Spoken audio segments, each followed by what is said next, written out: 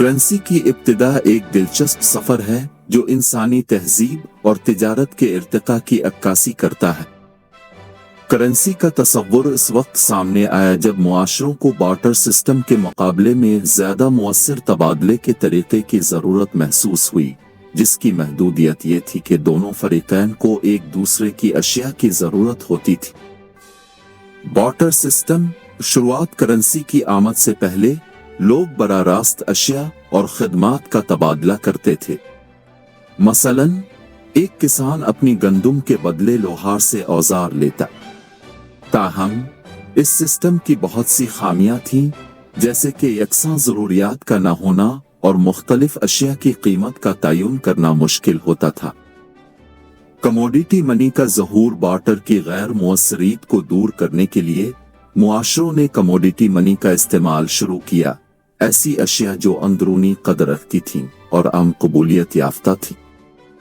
ابتدائی مثالیں شامل ہیں افریقہ، ایشیا اور امریکہ کے کچھ حصوں میں سیپیاں، خصوصاً کوڑی سیپیاں اپنی نایابی اور خوبصورتی کی وجہ سے استعمال ہوتی تھیں۔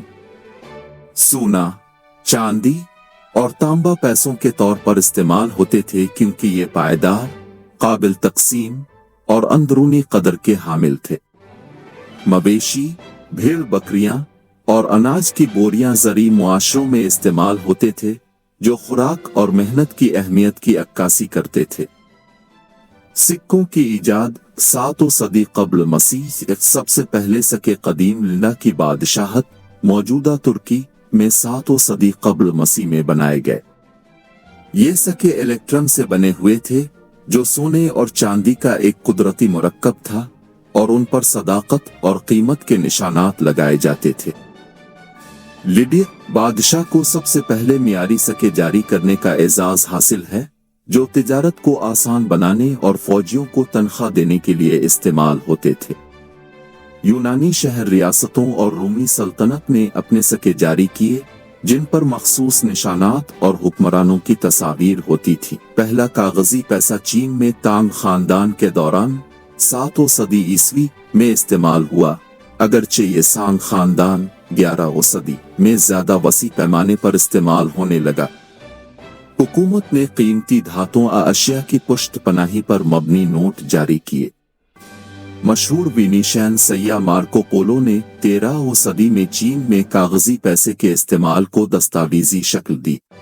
قرون وسطیٰ کے دوران یورپ میں سوناروں اور ابتدائی بینکاروں نے پروونسری نوٹس بل آف ایکسچینج جاری کیے جو جدید بینک نوٹس کی ابتدائی شکلیں تھیں۔ جدید کرنسیوں کی ترقی 16 صدی تک یورپی نوآبادیاتی طاقتوں نے معیاری سکے جاری کیے جو عالمی سطح پر تجارت اور تسخیر کے ذریعے پھیل گئے۔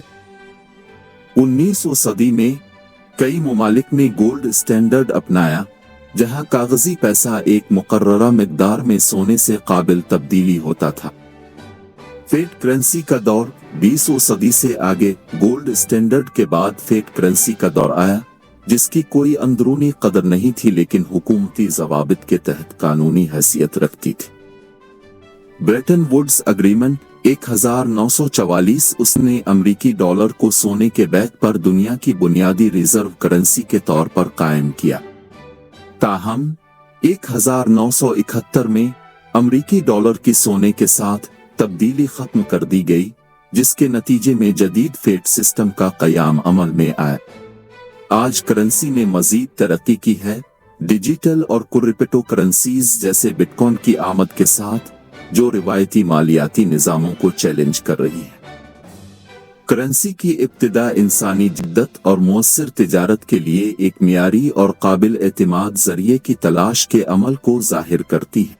اگر آپ کو ہماری ویڈیو پسند آئی تو ہمارے یوٹیوب چینل حقیقت کی داستان کو سبسکرائب کریں۔